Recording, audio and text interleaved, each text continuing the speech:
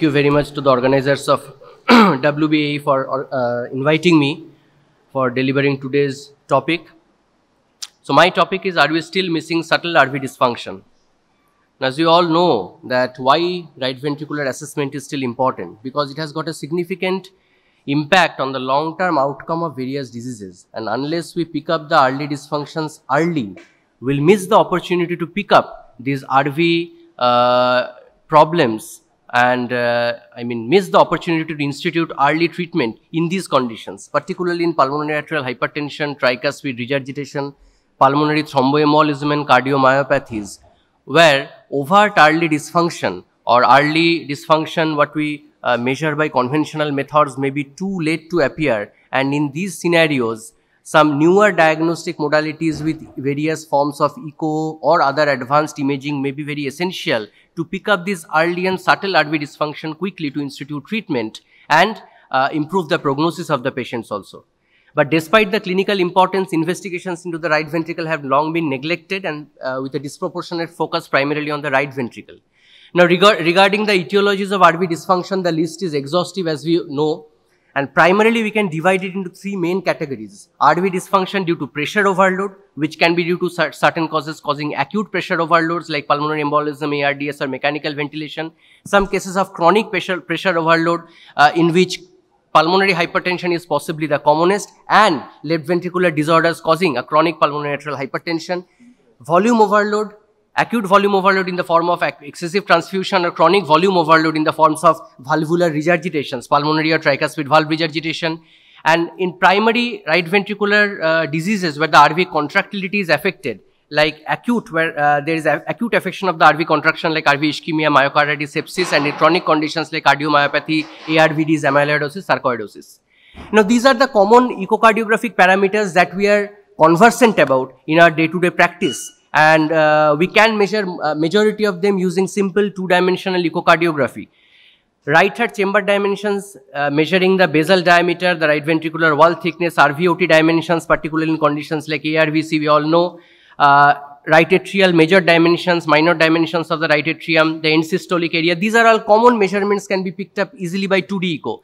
Systolic functions can be measured by parameters like TAP-C, SRV, S prime, the pulsar tissue Doppler, or the myocardial performance index, or the fractional area changes. These are also common parameters that we can measure or usually measure while assessment of the RV function. The right ventricular diastolic function using tricuspid E by A, E by E prime, just like that of assessment of left ventricular diastolic dysfunction, though it is not as validated as that of the right left ventricular assessment. And right heart hemodynamic measurement using simple IVC diameter, IVC collapse with a sniff, tricuspid regurgitation velocity, and measurement of pulmonary artery systolic pressure. So these are the common echocardiographic parameters that we all know that we can easily measure by using 2D or Doppler echocardiographic parameters.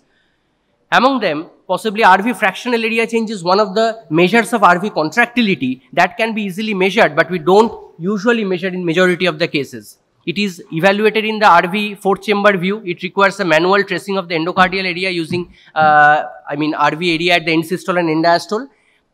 And it is defined as the end diastolic area minus the end systolic area by the end diastolic area in the denominator, and it is expressed as a percentage. And usually the value less than 35% indicates an abnormal right ventricular contractility. So these are the common 2D and Doppler parameters that we can measure, which includes TAP-C, RV, S prime value, the 3D, in 3D echocardiography, the 3D assessment of the right ventricular ejection fraction, which is more precise than 2D assessment, which is difficult because of the unique geometry of the RV, the fractional area change, and GLS in certain cases.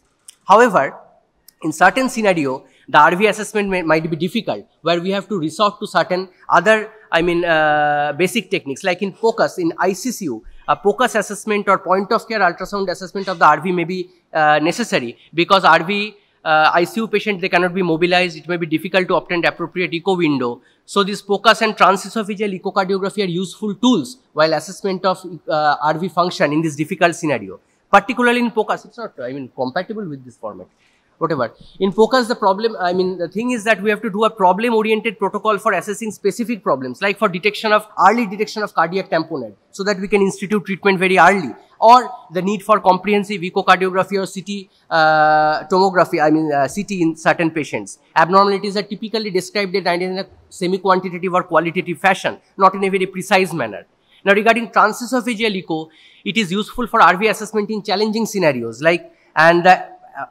particularly it has got an advantage when patient cannot be mobilized, patient is ventilated or intubated. It can assess the right atrial and RV size, global right ventricular function, tricuspid valve regurgitation and the PA size. Also the IVC, superior vena cava size, with some degree of certainty. And evaluation of the right heart with TE, we can also get an idea regarding RV infarction, pulmonary embolism, existence of pericardial effusion, and any extracardiac mass effect on the RV, which can be easily picked up by a transesophageal echocardiography in an ICU setup. Now, regarding the advanced echocardiographic assessment of the RV, which includes the stress echocardiography, the speckle tracking and the strain echocardiography, and in certain cases contrast echocardiography, that I will briefly discuss. Now, stress echo has got a potential to detect the cardiac dysfunction that usually cannot be detected by other modalities in resting condition. Just like the stress diastolic echo that we have discussed in the previous scenario, the stress RV echo can detect the RV contractile reserve that is present during stress, or stress-induced subtle or covert pulmonary hypertension, which can be unmasked in the early stages of pulmonary hypertension with this stress echocardiography. So, contractile reserve is the change in the systolic parameters, the common systolic parameters of TAPC, RV fractional area change, or S prime following the induced stress, and which is a compensatory movement or improvement of the heart function during the cardiac stress.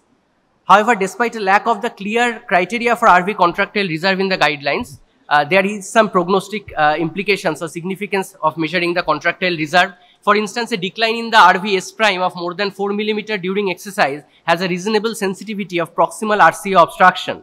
Similarly, a TAPC of less than 19 during the exercise implies that RV dysfunction that is associated with a poor prognosis in primary MR. Stress-induced pulmonary hypertension is another entity that is defined as pulmonary hypertension that happens only during induced stress, and it can also be deemed as an early stage of pulmonary arterial hypertension. And it also provides a better prognostic value because we can institute treatment early in the patients of pulmonary arterial hypertension, particularly like estimated PASP of more than 60 during a stress echo has been reported to be a predictor of poor clinical outcomes. Contrast echocardiography is another modality which can clearly visualize the RV endocardial border and allow for a more accurate assessment of the RV dimension and regional wall motion. And when it is combined with a 3D RV assessment, provides a better comprehensive structural as well as functional assessment of the RV function. And in cases of coronary artery disease or RV cardiomyopathy, this contrast echo, myocardial contrast echo, has got a unique advantage or edge to able to visualize the right ventricular perfusion also that cannot be detected by other echocardiographic modalities. So, assessment of perfusion is another plus point with this contrast echo. The problems are with workflow issues in the intravenous cannulation is required. There is potential for artifactual errors and lack of standardized normal values.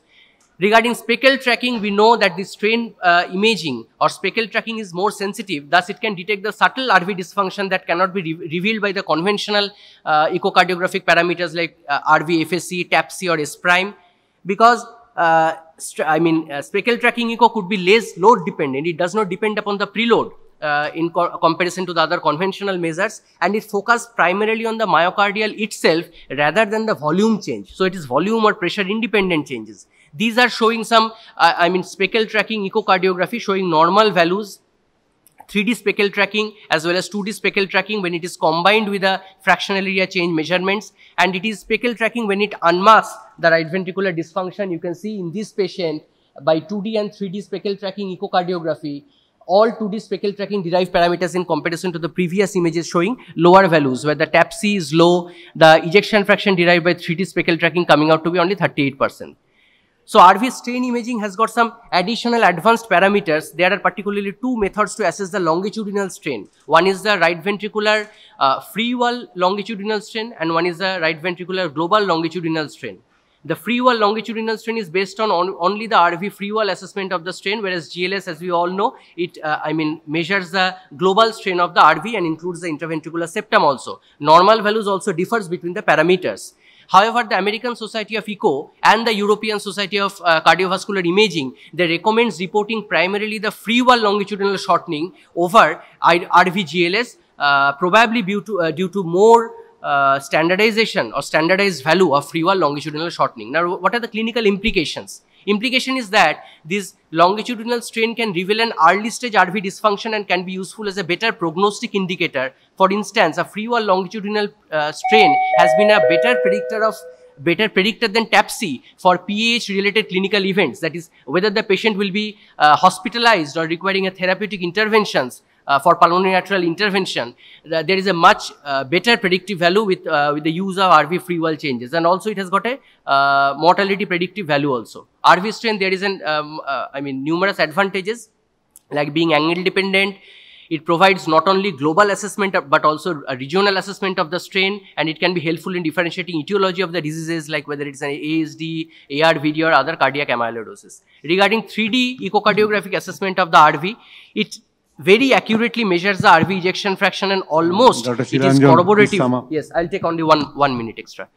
It's almost corroborates with the CMR derived measurements of the RV ejection fraction, and because of the unique crescentric geometry of the RV where 2D has got significant limitations in measurement of RV ejection fraction, the 3D echo can pick up the RV geometry, patterns of RV remodeling and hemodynamics, and also the RVPA coupling, and it corroborates with the outcome. The last part is the future perspective, probably in echocardiography, the right ventricular PA coupling, which is conventionally done by the invasive measurements using the end systolic and arterial elastance, which is a sensitive marker of the RV dysfunction, which starts before the EF deterioration or RV dilatation is observed. And non-invasive assessment of the RVPA coupling are also now being assessed. TAPSE by systolic pulmonary arterial pressure is a surrogate marker of this RV PA coupling, and also stroke volume by end systolic volume is another indicator that could well correlate with the invasively measured measurement of the EES by EA ratio. So these are non-invasive assessment. Now regarding cardiac magnetic resonance in RV, and I'm not going into details of this, already has been exhaustively discussed. Regarding myocardial tissue characterization of myocarditis, sarcoid, infiltrative diseases, it is the gold standard, along with assessment of the volumetric assessment of the RV. Probably the 4D flow MRI, which is the future of non-invasive vascular imaging, that enables not only the structural and the functional assessment but also accurate assessment of the vessel, the transvalvular or the intracavitary flow, provides a comprehensive description of the flow changes in the pulmonary circulation also. And it has been utilized to identify the abnormal flow patterns in the male pulmonary trunk, which are correlated with the mean PA pressure, making its estimation possible. It is also utilized for characterization of the physiological vascular parameters like the shear stress, which affects the vascular remodeling and typically reduced in pulmonary arterial hypertension. Radionuclide imaging in certain selected cases like before LVAD implantation, right ventricular, in CMR incompatible, where it cannot be done because of some implantable devices where radionuclide imaging can be done. The uniqueness is that it can also assess the myocardial metabolism. So in summary, assessment of modalities of RV failure includes ultrasound, CMR, radionuclide scan and the invasive measurements. However, there has been some knowledge gaps, there has been some pros and cons of each modalities, but the future direction includes among the echocardiography the contrast, trace, speckle tracking and the 3D echo, among the MRI possibly the artificial intelligence augmented MRI assessment, the hybrid imaging modality using this perfusion or nucleotide scanning, assessment of the metabolism also, and this is the simplified algorithm that how to assess the RV dysfunction using its volumetric analysis, the pressure measurements and also the assessment of the contractility. And finally, with the use of these advanced modalities like MRI, the radionuclide imaging, the catheter based imaging and finally the advanced catheter assessment to confirm the right ventricular failure. Thank you very much.